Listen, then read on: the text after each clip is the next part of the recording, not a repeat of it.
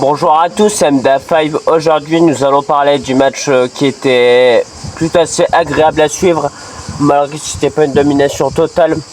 Je parle du match Espagne-Belgique où les Espagnols sont vus gagner 2-1 sur un but de Mikel Merino encore une fois vers la 87e minute de jeu.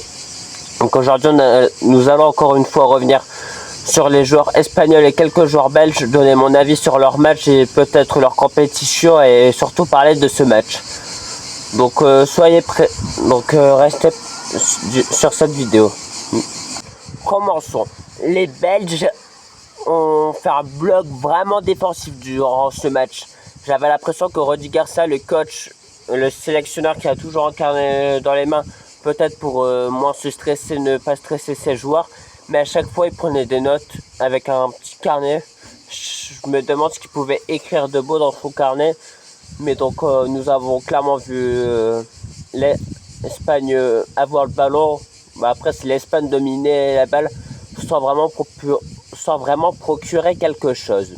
Même si le premier but arrive du côté de l'Espagne ou d'une frappe qui a été contrée par Thibaut Courtois qui revient sur Fabien Ruiz, le joueur parisien, marque d'une frappe qui a été contrée par un défenseur belge. Donc à ce moment-là, je me dis, franchement, l'Espagne, ils ont de la réussite lors de ce but. Mais comme on dit si bien, la réussite, ça se provoque. Donc voilà.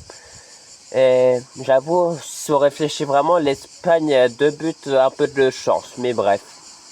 Et quelques minutes après, alors que l'Espagne avait encore 0 but concédé, la Belgique a la mentalité de se dire allez, on va essayer de chercher le but et chose faite, car ce sera un très beau centre de la part du joueur belge Charles de Ketelaere qui avait déjà marqué un doublé face aux États-Unis, marque d'une très bonne tête et d'une très bonne détente qui permet à ce moment-là tout simplement d'égaliser, que l'Espagne concède son premier but durant cette Coupe du Monde. Mais après, l'Espagne continue à avoir la balle, ça domine en termes de possession, mais en termes d'occasion, vu que la défense elle est très bien regroupée en défense de la part de la Belgique, bah, l'Espagne ça ronronne, ça fait des passes négatives dans leur surface ou au milieu de terrain, ça prenait presque jamais de risques, ou lorsque ça prenait des risques, c'était bien stoppé par 2 défenseurs belges qui étaient sur Lamine Yamal. Donc franchement, Lamine Yamal en première période, il a été plutôt assez correct, voire très bon, parce que même s'il se prenait par 2-3 défenseurs centraux belges, il arrivait toujours à faire quelque chose. D'ailleurs, ça vient de lui, son beau centre pour le joueur espagnol qui avait tiré, qui avait été contré. Donc franchement, Lamine Yamal, c'est vraiment un porteur de danger. Et en première période, tu voyais toujours l'Espagne donner le ballon à Lamine Yamal. Du coup, les joueurs belges, à force, ils ont dû se dire d'accord, si ça joue toujours vers Lamine Yamal, du coup, on va essayer de mettre le plus de joueurs aux côtés de Lamine Yamal, parce que Alex Bana, qui était titulaire, je trouve qu'il a plus un aspect défensif où il est plutôt assez excellent que plutôt offensif où il peut faire des différences en dribble. Donc franchement, la Belgique ont plutôt été assez intelligents durant ce match où ils ont su mettre beaucoup d'intensité en défense pour ne pas se prendre un deuxième but. Et franchement, j'ai bien aimé cette mentalité belge à se dire allez, on continue. Parce qu'il y a quand même pas mal de blessures, surtout au milieu de terre du côté de la Belgique. Déjà, il y a la blessure de dernière minute de la part de Yoretti, même si la blessure d'Amadou Onana. Il y a la blessure de Courtois qui a dû se faire remplacer. À la fin du match, Kevin De Bruyne a eu des chaînes, du coup il s'est fait remplacer. Donc franchement, la Belgique, même avec des joueurs blessés, ne se sont pas dit, même si on perd, tant pis. Ils se sont dit, allez, on continue, c'est une Coupe du Monde, on reste tous solidaires à défendre en bloc. Donc franchement, j'ai bien aimé la Coupe du Monde de la Belgique, même s'ils ont failli se faire éliminer déjà face au Sénégal, comme on connaît tous le scénario. Mais sinon, ouais, Lamine Yamal a quand même plutôt été assez bon dans ce match, même s'il était bien stoppé par des défenseurs centraux de la Belgique. Et du coup, le but arrive sur, comme je vous avais dit, Lamine avait dû entrer à la place de Thibaut Courtois, car Thibaut Courtois il s'était blessé. Et sur une frappe qui n'était vraiment pas dangereuse de Poukou Barsi, Lamine n'arrive pas à intercepter le ballon entièrement, du coup c'est repoussé et ça revient sur le joueur Mikel Merino qui franchement, j'ai l'impression que c'est un Gonzalo Ramos bis, alors que quand même Mikel Merino de base c'est un milieu de terrain. Il marque à la 91e minute face au Portugal, à la 87e minute, 2 minutes après son entrée. Franchement, ce joueur, il a tellement une intelligence de jeu parce qu'on peut se dire, oui, mais à chaque fois, il est bien placé. Bah, le placement, quand même, pour un milieu de terrain, il faut quand même avoir une sacrée intelligence pour savoir où se placer au moment précis. Donc, franchement, ça reste à saluer. Et aussi, qu'est-ce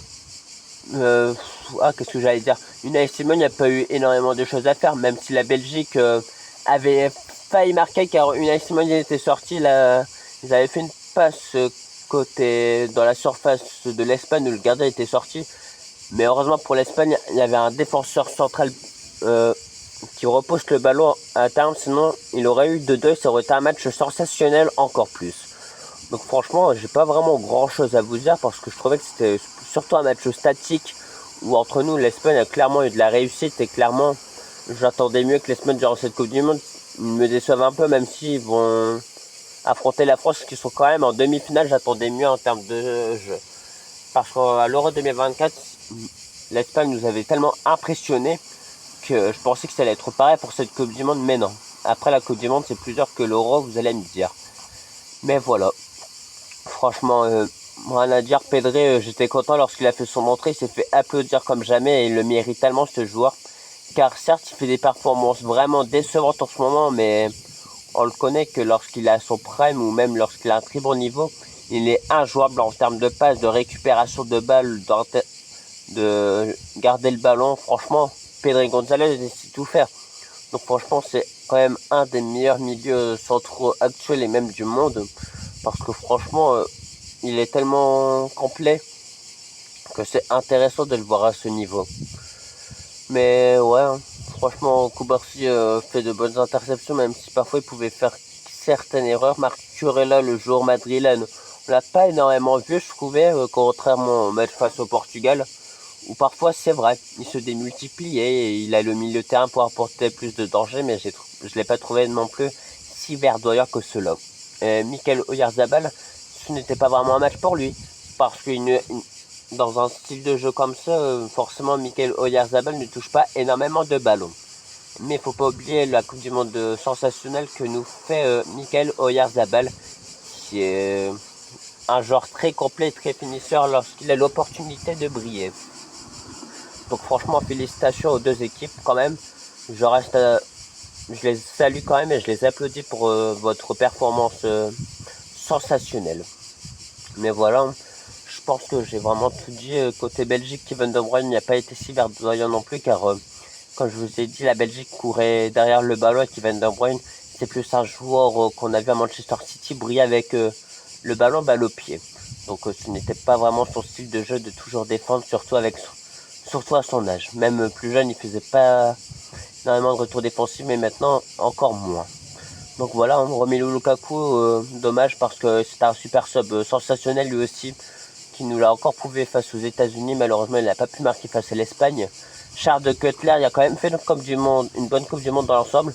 Et franchement, amis belges, si vous me regardez, ne soyez pas déçus de votre équipe parce que franchement, quand même, vous avez fait preuve de combativité et je pense pas qu'il y avait énormément de Belges qui étaient confiants. Et franchement, Rudy Garcia, je trouve qu'il fait un taf plutôt assez très bon parce que quand même, ils ont réussi à mettre en danger la grande équipe d'Espagne.